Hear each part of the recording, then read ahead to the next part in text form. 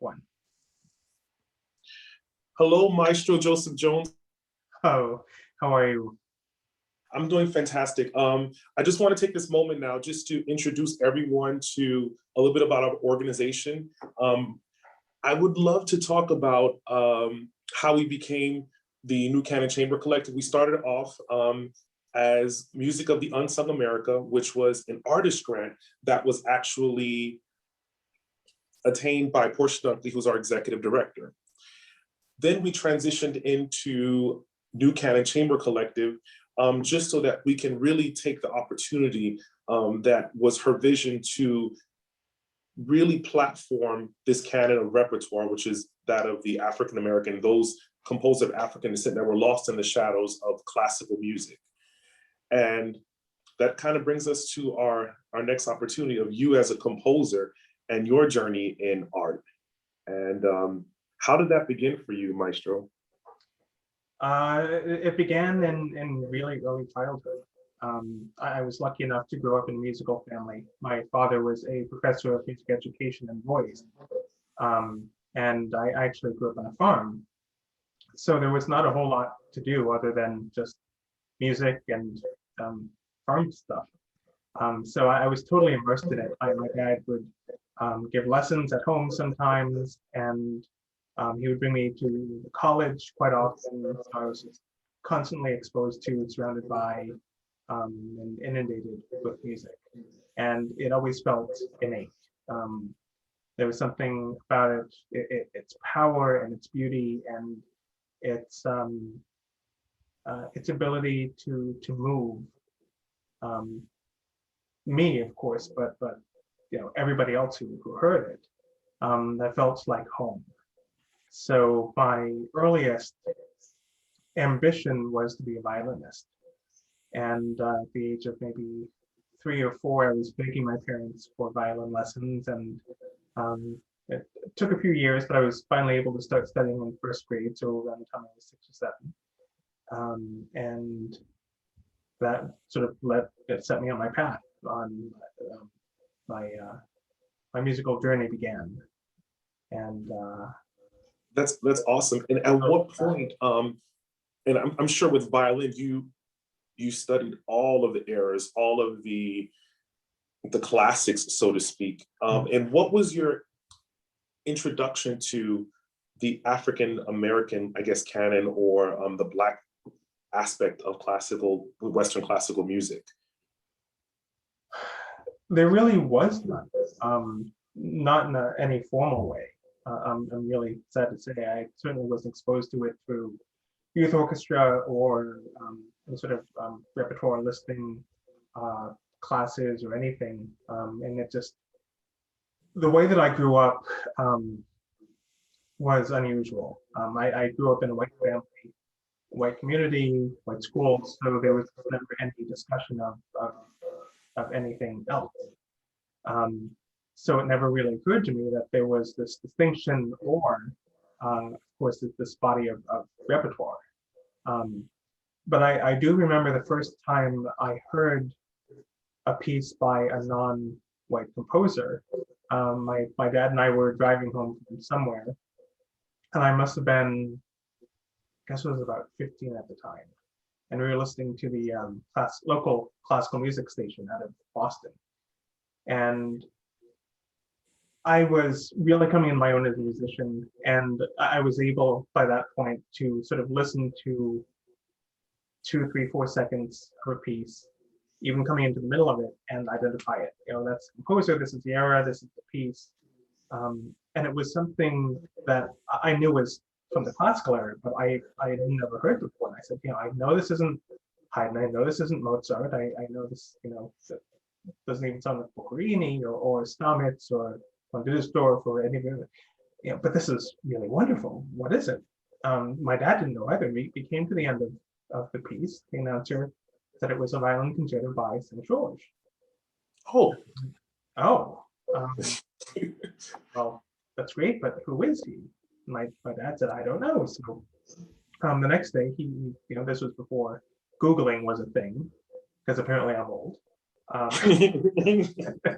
And the next day, my dad looked it up in one of his reference books at the college, and came home and told me St. George was this classical composer, contemporary of Mozart, who was of African descent. And I went, huh, I, I had no idea.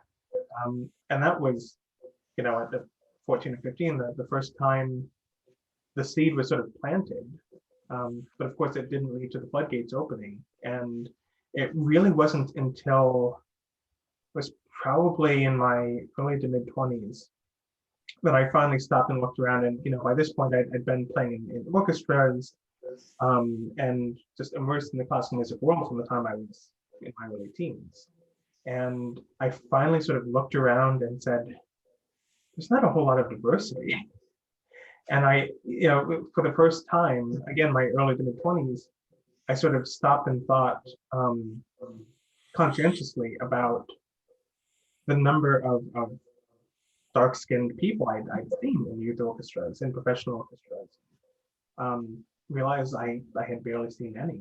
I thought, well, that's just a coincidence, right? And of course, the years went by, and I started realizing more and more the reality of systemic racism in the United States in general, and classical music in particular, and realized that this was not just a coincidence, and that this was something that exists and needs to be addressed. Understood. And one of the beautiful aspects to our mission as an organization is exactly what's happening next week. And I want to venture off into another new, I would say, I wouldn't say a virgin voyage, but I definitely want to talk about the journey of composition in your life. and how that has, COVID brought new, I guess, sense of creation for you as a composer. Well, it's brought about new work in two ways, or for two reasons. The first reason is purely practical. My disciplines of orchestral, percussion, playing, and conducting are not viable avenues because everything is shut down indefinitely. Understood. And so composition is really my only creative outlet, and the one thing that I can do on my own terms. So that's exciting.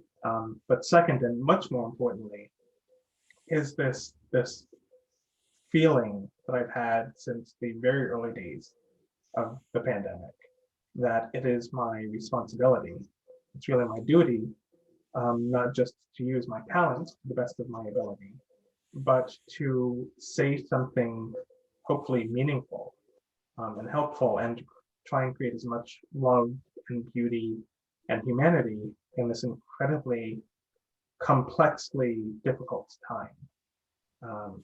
So last April, I spent all of March 2020 pretty much glued to the news, and just trying to figure out what this was going to lead to. And I didn't really have a sense, I had a sense that this was not a short-term problem. This was not going to blow over in 2 or 3 weeks. Everything would be fine, and we'd go back to normal life.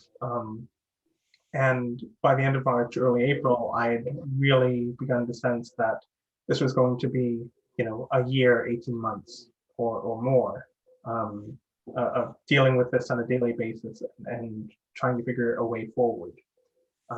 So at that point, I knew I had to just start working, to stay sane and to try and create something useful and meaningful. And I hadn't composed at that point in about 5 or 6 years. I've just been so focused on conducting and shuttling back and forth between New York City and Florida. I hadn't found much room in my life, unfortunately, for composing. And now here is this wonderful opportunity. And keeping in touch with friends across the country, indeed across the world, I realized there was a need for solo pieces because people were in isolation and couldn't play in orchestras or even sonatas or chamber music. So I started by writing a few small solo pieces.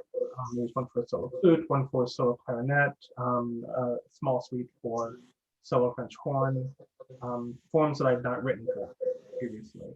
And it was a really interesting um, musical exercise.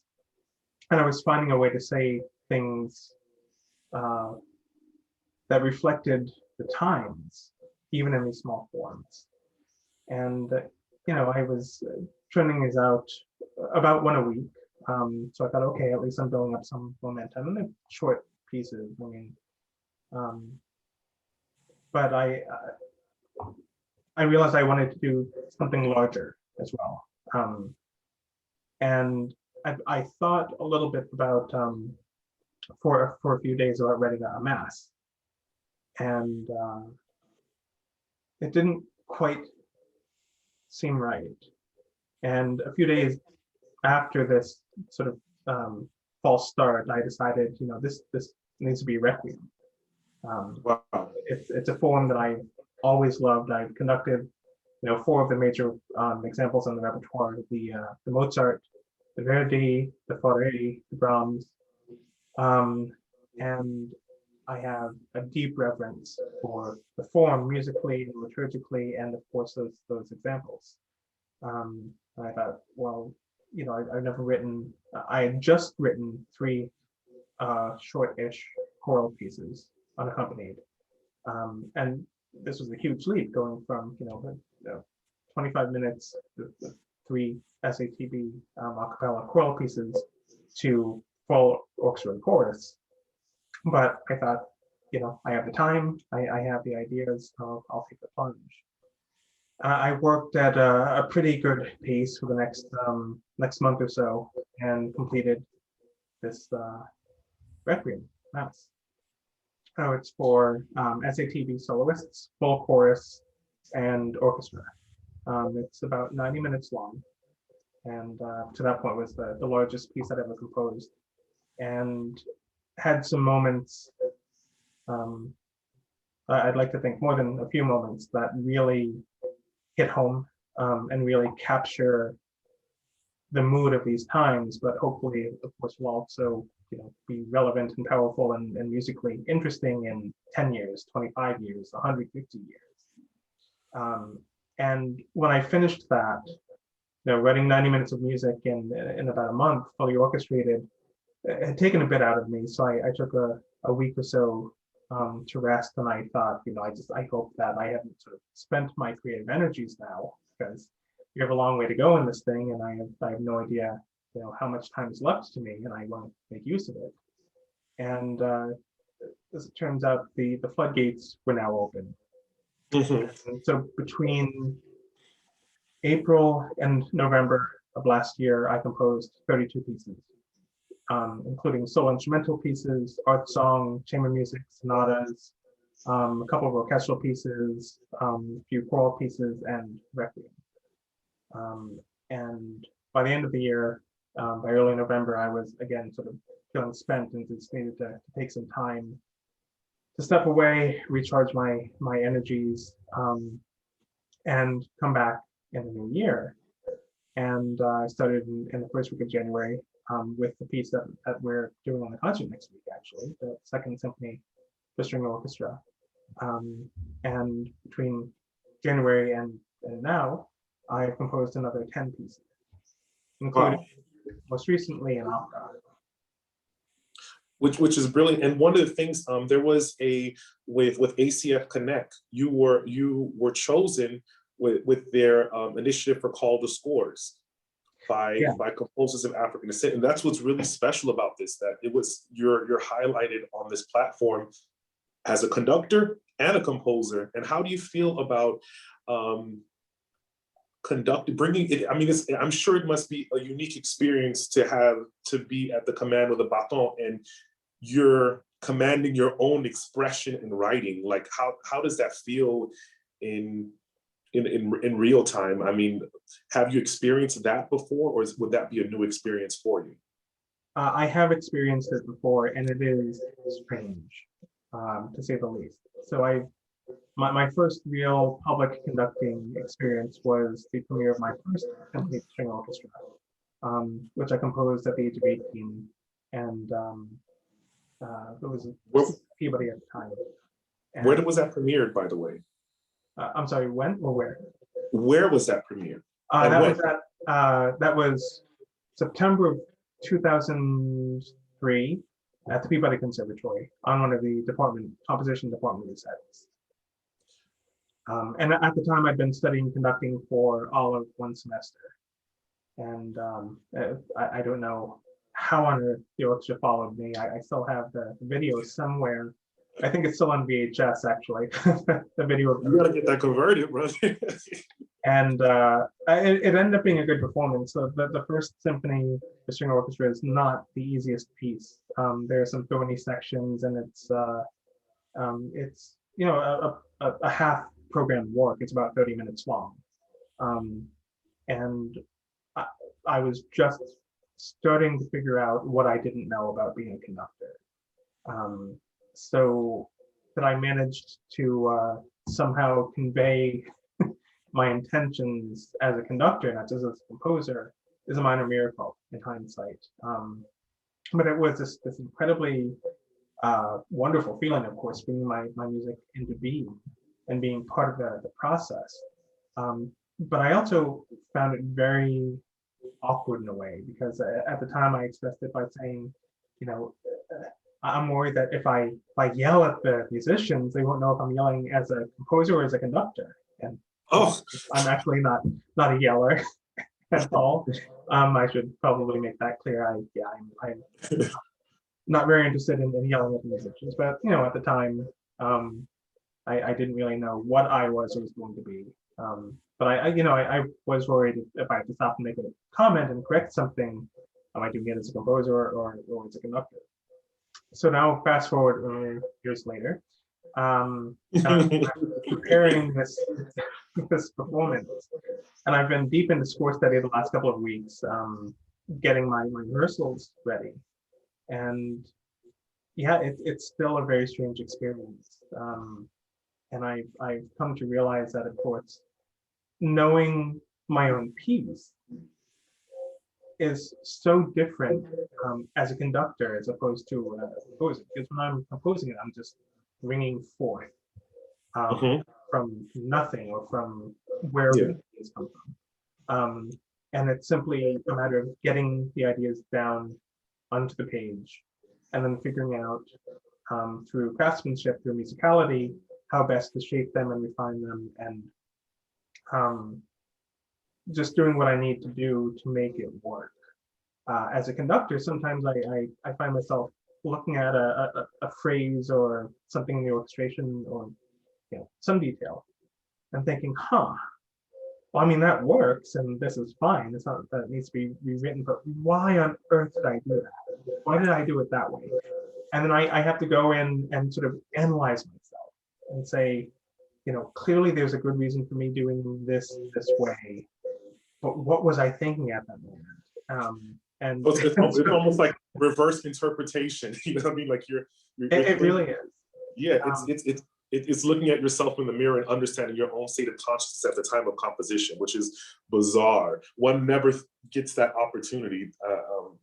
It's both sort of reverse engineering, but also delving into the subconscious and realizing that sometimes there's more there. Realize at the time, and saying, for example, to go back to the first symphony for strings, I wrote it at a time that I thought at the time, in the time, was a pretty optimistic, happy time for me. But a lot of the musical expression is rather heavy and dark. And I thought, well, why would I write this piece at this time? And of course, I realized in hindsight, even though on a very surface level, I thought that I was happy. I was in a situation that was actually quite miserable, and I was also coming off of a few months' time that was not happy at all, and that was all all there.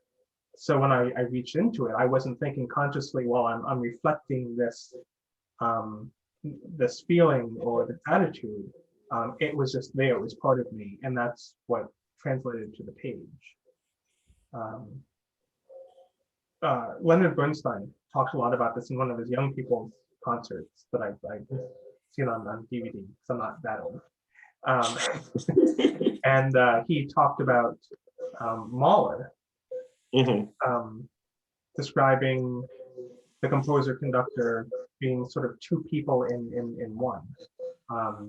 And Bernstein remarked that he felt the same way. And he was onto something, because I felt that as well.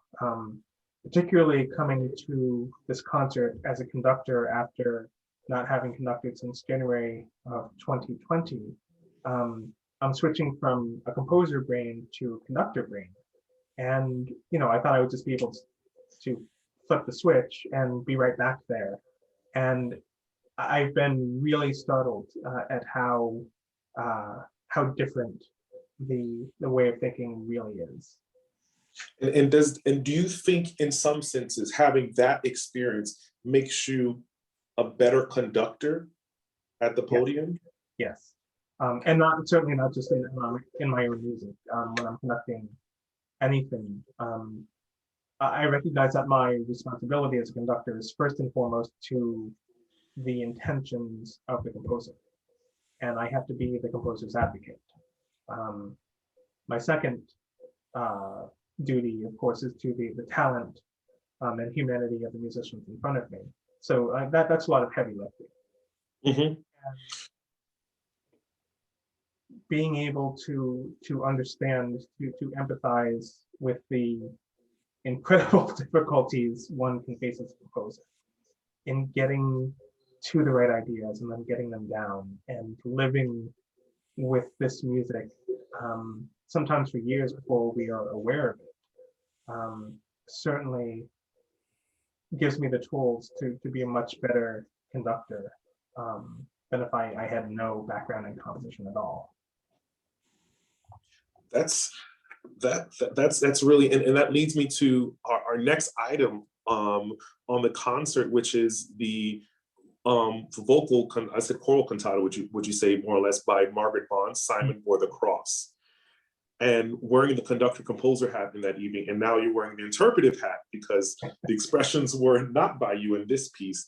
And what is your approach to this piece? Since this arrangement is a world premiere of this arrangement, I wouldn't say world premiere of the piece because it was premiered back in, I believe, 2019 at Georgetown University, was its first world premiere. And this would be a second premiere.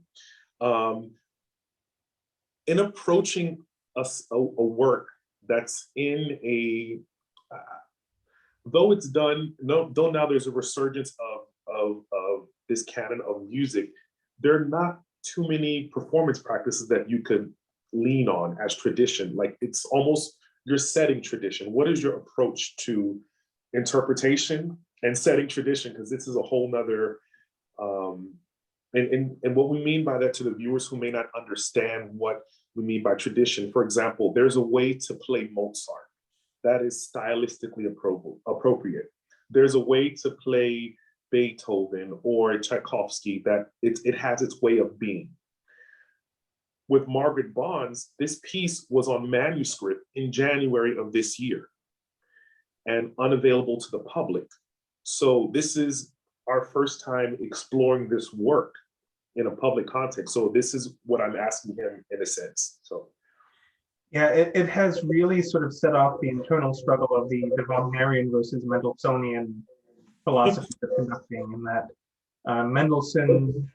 What does that mean to our viewers who may not understand? Like, so for those who are not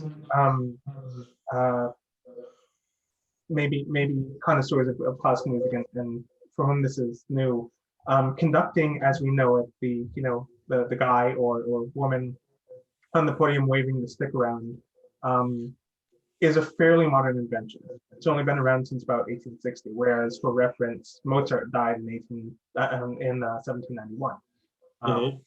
And so modern conducting really began in about the 1830s. And Mendelssohn and Wagner, who were two romantic stalwarts, uh, were really the pioneers of the modern conducting school. So Mendelssohn, who was a gentleman through and through, uh, and very much an intellectual, took the approach that the score, what is on the page, is the composer's will and testament. It is sacred, and the sole duty of the conductor is to realize what is on the page with complete fidelity. Wagner was less a gentleman and had a slightly bigger ego. And his approach to conducting was that the score is great. And of course, if they're a genius like Beethoven, for example, of course, we should revere what's on the page. But it is just the starting point. And it is up to the conductor to personalize everything, every aspect of the performance, including, in some cases, making emendations to the score.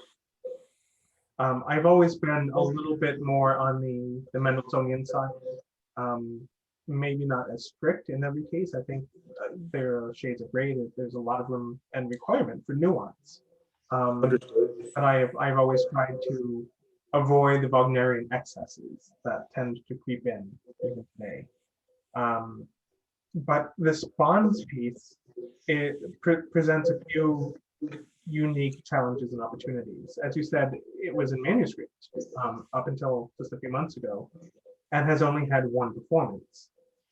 And the performing edition for that initial performance was done by a scholar who also conducted the premiere, I believe. And without having had access to the manuscript, it's, I have to imagine that he was pretty faithful to what was on the page. But it left me with questions. And not only was this premiere given just a couple of years ago, but this cantata was thought to have been lost up until that point. So Margaret Bonds never occurred in performance.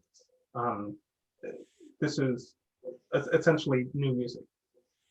And there are some things in glancing over the first 2 or 3 times I looked at it, I had to say, well, this really gives the impression of not having been done in the composer's lifetime, because there are a bunch of things here that I think, had the composer heard, she may have made some changes, she may have thought it differently, and really, it's not to impugn Margaret Bonds at all, or any composer for that matter. I think a lot of us are sort of exposed to this mythos of Mozart that to be a great composer, one must be a genius with a capital G, and genius with a capital G means that Mozart is the standard. And of course, Mozart could sit down and write something perfectly without any corrections, one draft, and it was ready to go out to the world. And yes, but he was a once in a century genius, and two, not that his music isn't incredibly complex, but he was writing at a time when a lot of the problems of modern ensemble music, a lot of the complexity as far as texture and layer and duration and even harmony did not exist. So it was a lot easier if you were going to do something in one draft that was really great music. It was easier probably in the classical era than it is today. So I've may I make mention of one interesting thing? Sure. From that era that I think was something is composers now have the challenge of making entirely new works. Yes. Entirely, because then he could quote himself, but there was no radio, there was no YouTube. So what he did, he could take an excerpt from his, this work premiered in this city, and take an excerpt of it and sample it, and he can kind of quote himself. And he doesn't, and kind of recycle music, and no one would actually be, how can I put, would be aware of it, because the technology didn't allow for for those things to surface, so to speak. We see that now when you look at all Mozart scores and like, oh, that's his sound, but he Right. was kind of recycling music and quoting himself because it was convenient. And if we go down this road, we'll be at this for 3 or 4 hours because I have just so many ideas on this. So I'm going to try and not go down that rabbit hole just yet, just now. Yeah.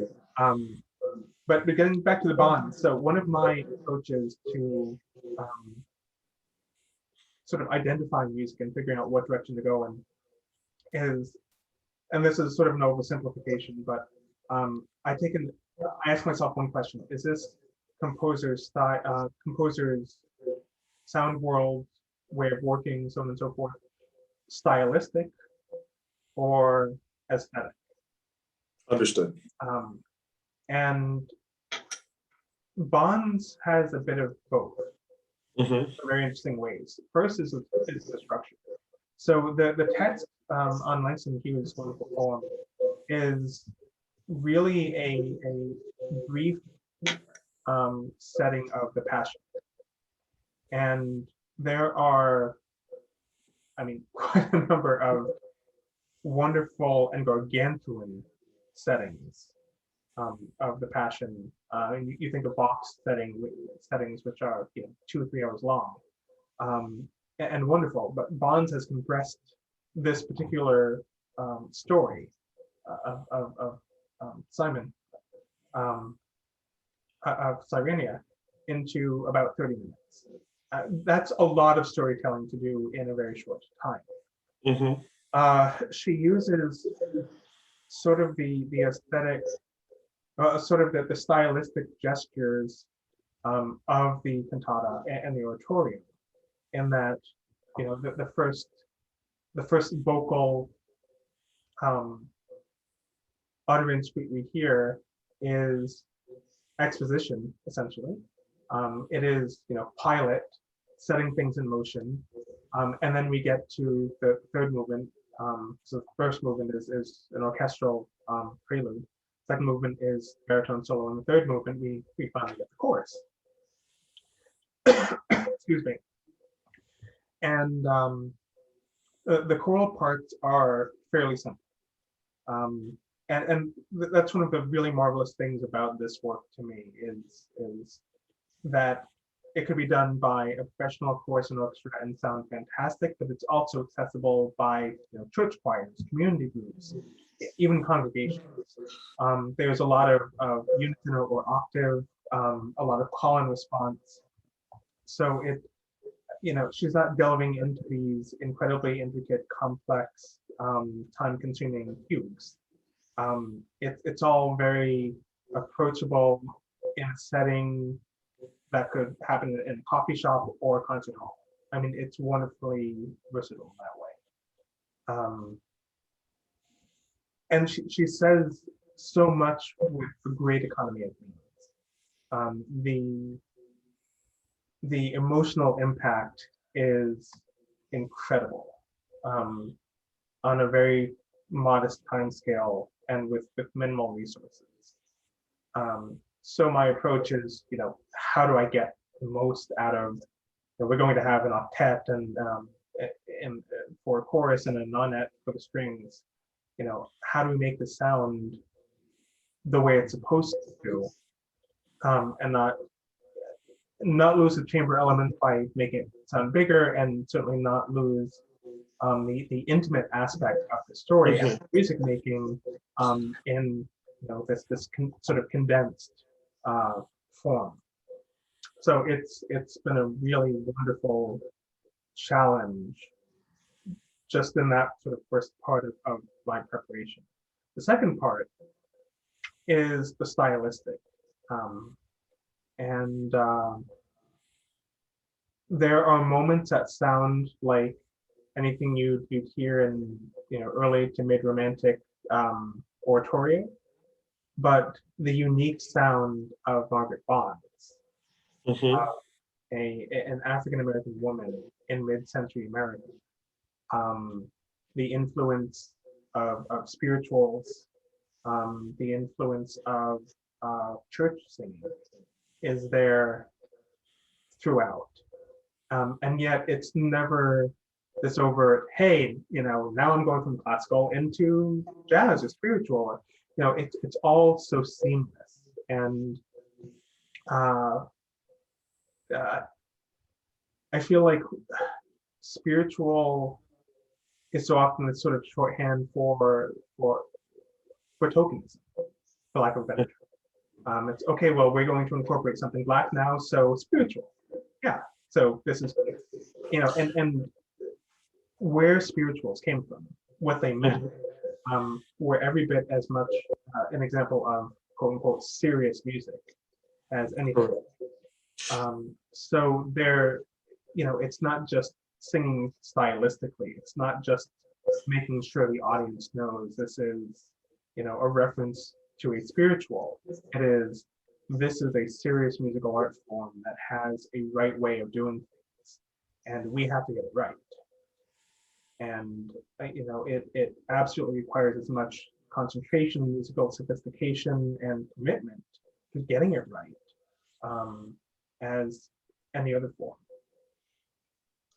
Understood, and that's brilliantly put. I'm looking forward to, as a singer on the program, to experience this whole process, and I'm sure my colleagues can they're all excited as well. And when you meet the team or the collective, everyone's excited to work with you, and I think it's going to be a brilliant experience. Maestro, I just want to say thank you so much for your insight and your contribution, not just interpretively, but compositionally to creating this program, because I'm a firm believer that within this canon, the music has to travel in two directions. I know it sounds like quantum physics, but time travels in two directions, future and past always intersecting. And this is what we're creating in real time, the present, which is one of our gifts as musicians. I don't think there's another art form that could capture the present like music, in my opinion. Well, music is time. In the quadrivium, the classical approach to education, music is defined as the expression of the number in time. And in every performance I've ever given, especially the truly great performances, those evenings where everything goes right and everyone, audience and orchestra and performers alike, and the performance going, wow, there has been a sense that I have been in a different time, and time has worked differently somehow. So it is wonderful to create this, these performances and give these concerts in a way that we can give to the future while honoring the past. And I think that is absolutely brilliant. And Maestro, all I have to say is we have got to let everyone know, for those of you who are watching this and care to see this, and you're miles away, oceans away, I really encourage you all to chime in, because you can witness the interpretation of both pieces live virtually, and you can check out Music of the Unsung America to do so. And I definitely would love to invite those of you who are here in Miami to come out and purchase tickets. And again, if you don't want to come out, we're taking every precaution to make sure it is a safe experience for both performers and audience. COVID testing, masks will be worn by singers. There will be temperature checks at the door, just to ensure safety for all. But we are excited to provide this opportunity for you to hear something exceptional, rare, and we're working to make this a common thing, not just a specialized moment, but something that we plan to be a part of the curriculum of classical music moving forward. And it doesn't stop here, but a lot of work ahead. So Maestro, I definitely would love to say thank you again for letting us into this incredible world of yours in composition and at the podium. And we look forward to experiencing this live next week. So thank you. I can't wait to start making music again and to work with you and to bring all of this to life. So thank you so much. My pleasure. Thank you. Have a great one.